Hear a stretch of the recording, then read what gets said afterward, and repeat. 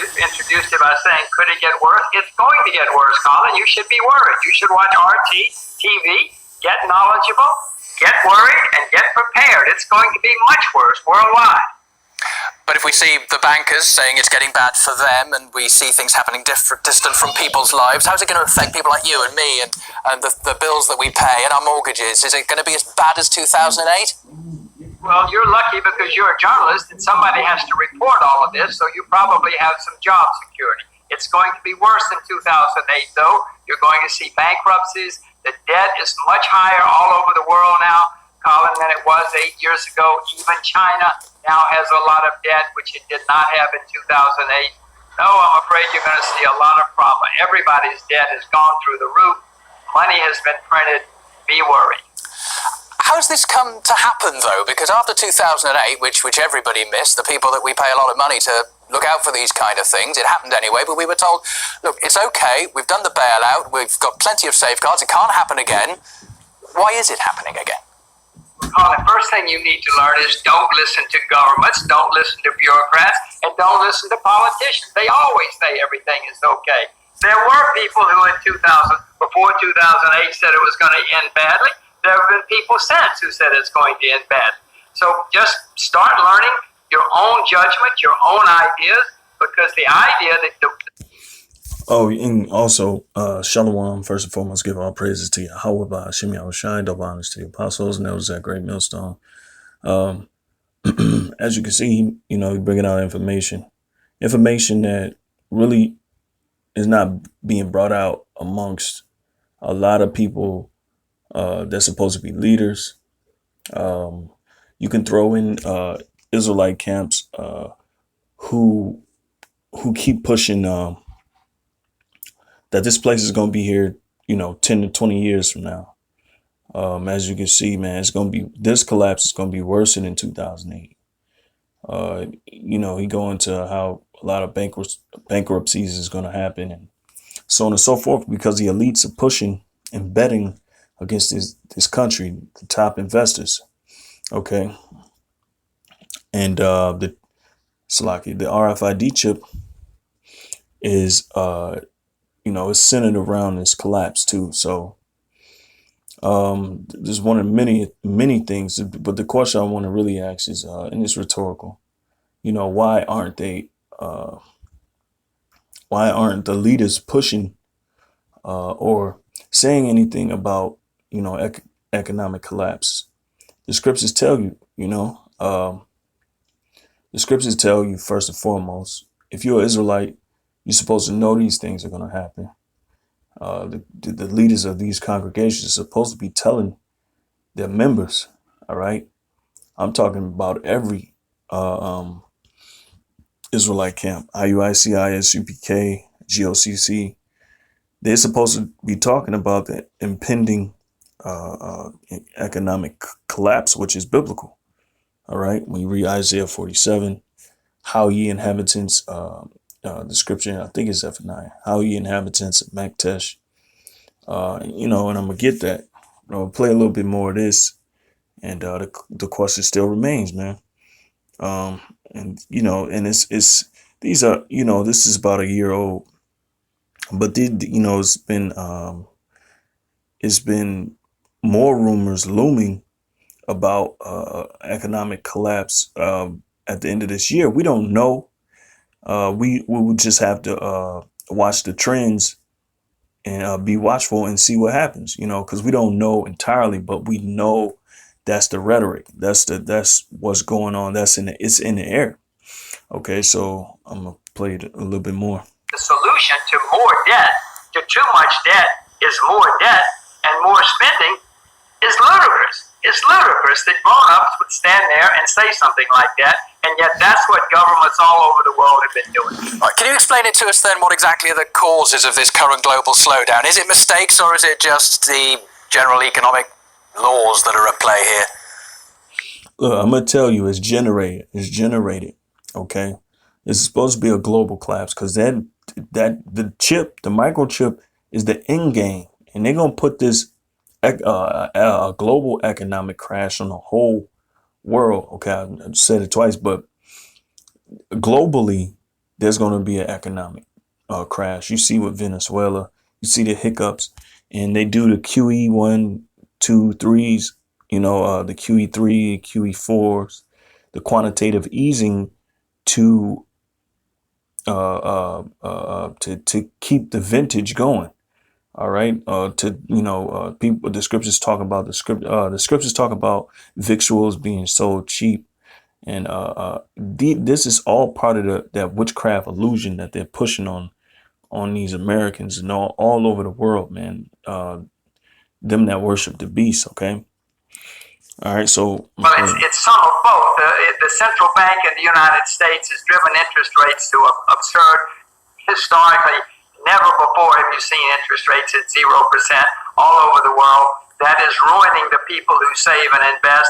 Your parents taught you to save and invest for the future, but all the people who did that are now being ruined because interest rates are 0 all over the world. Pension plans, trust departments, endowments, insurance companies. So a lot of people are being ruined, and you then have government spending a lot of money. And you know, Colin, the more debt you have, the more and more difficult it is to grow at a fast pace. And the whole world is looking over its shoulder now because there's so much debt built up. Yep. So let's go into the scriptures. OK. I'll read this first because first and foremost, let's get this understood. America will never be great again. Isaiah 47:1. Come down and sit in the dust, O virgin daughter of Babylon. That's Esau's kingdom. All right. What proves that? Psalms 137, I believe.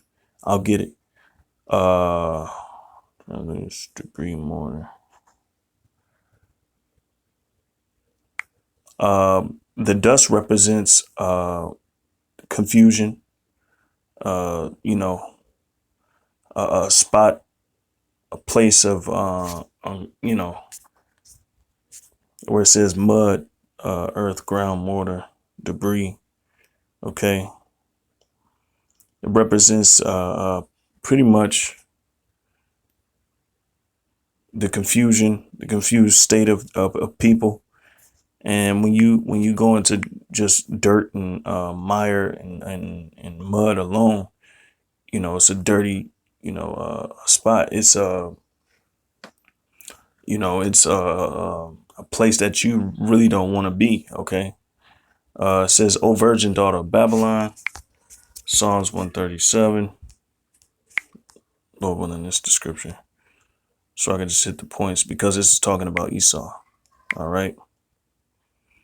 Yep. See, it says verse 7. Let me see. Psalms 137:7. Remember, O Lord, the children of Edom in the day of Jerusalem, who said, raise it, even to the foundation thereof. O daughter of Babylon, who art to be destroyed, happy shall he be that rewardeth thee as thou hast served. Okay. So the daughter of Babylon, all right, is Edom. And that matches up with Psalms chapter 47. Isaiah chapter 47. Okay. Let's clear up some things right here. All right. O virgin daughter of Babylon, that's Esau's kingdom. All right. And Esau, he just happened to run the world right now. Job 9:24, the earth is given into the hand of the wicked. Okay. Sit on the ground. There is no throne, O daughter of the Chaldeans. All right, because they deal with witchcraft. And if you go into, Chaldea, that's during the height of their rulership, they were into witchcraft. And that's what America's into. All right. So it's parabolically, not parabolically, but metaphorically speaking on America. OK, because it's really just reincarnate. It's just reincarnate. These ideologies, philosophies, these worship of gods and witchcraft is being brought back in the flesh by the chief house of Esau. So it says, for thou shalt no more be called tender and delicate. All right. That means that America isn't it's not untouched, like a virgin. She's untouched, she's chaste, she's clean, she's holy. And America is not holy. All right. America's not clean. America's not chaste. Okay. America's defiled. Okay. It says, take the millstones and grind meal, uncover thy locks, make bare the leg, uncover the thigh, pass over the rivers. That's the jobs leaving this place. Okay. And I'm going to get how ye inhabitants of Mektesh next. Okay. Thy nakedness shall be uncovered. That's all the truth that's coming out against the so-called white man and his empire, and how he has gotten his ill-gotten gains by a tyrannical rule that he's been doing for some time now. All right. It says, yea, thy shame shall be seen. I will take vengeance, and I will not meet thee as a man. So the Most High is not. He's going to take vengeance. As part of his vengeance is bringing the daughter of Babylon, aka or America, aka daughter of Babylon, aka Chaldea. It's going to take them. It's going to take this place down by economic, turmoil. The same things you see in Venezuela is nothing more than a wave of a disparity that's going to go throughout the whole earth. As they said, man, this thing is going to get worse than 2008. And people just, the 2008 AIG scandal where people's homes were taken away, people's savings were taken away. Okay. The banks are going to hijack people's assets. Okay. It says, as for our Redeemer, the Lord of hosts is his name, the Holy One of Israel. Okay. And that's one thing that we have to protect us, because we don't have to worry about, the crash. We hope this crash will happen. And furthermore, it's going to happen. All right. And it's a shame that it's not a shame. The Lord has set up stumbling blocks for our people not to understand these very key things that's going to take place in their world. All right. So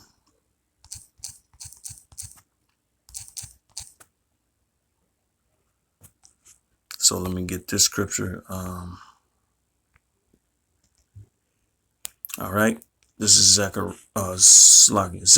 1:11. It says, how ye inhabitants of Mektesh, for all the merchant people are cut down. All they that bear silver are cut off. And that's going to happen, man. The banks, and more bankruptcy, more things happening on the level where people, Salakia. All right, so Salakia. Okay, it says 1:11. Salakia, Zephaniah 1:11. How ye all right, so yeah, I read that. Verse 12, it says, and it shall come to pass at that time that I will search Jerusalem with candles and punish the men that are settled on their lees. Okay.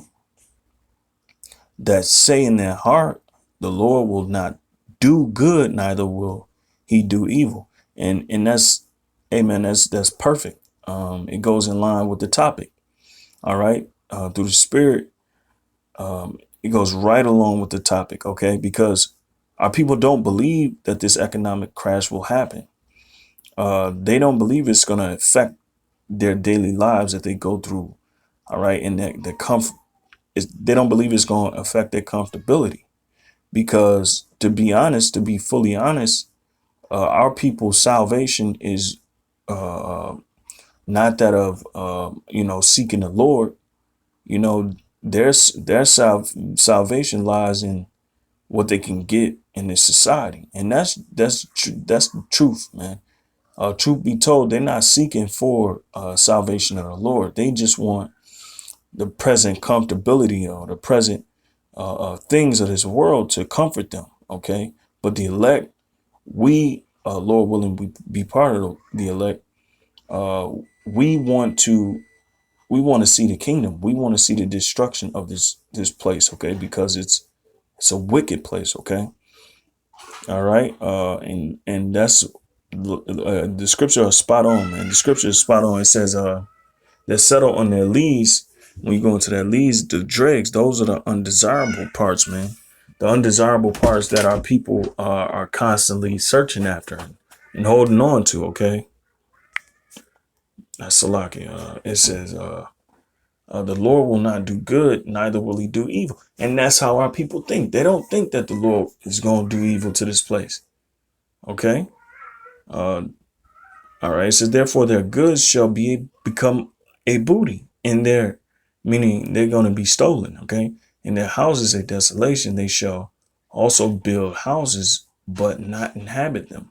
And they shall plant vineyards, but not drink the wine thereof. Okay? And it, it's pretty much just sums up the lesson, the video I was just looking at. And I figured I'd go in and put some scriptures to it, man. Because one thing that came to mind was the people not telling people that this impending crisis is going to happen.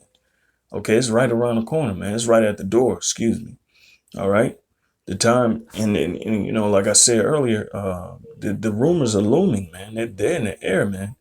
Everywhere you turn, you got these economists talking about economic downfall, economic crises. You got people referencing Venezuela and all these different countries, man. So the time is now, man. The time is now. And with that, I'll give all praises to Yahweh by Hashem Yahushai. Double honors to the apostles and others at Great Millstone. So now Allah signing off. Shalom, Akim.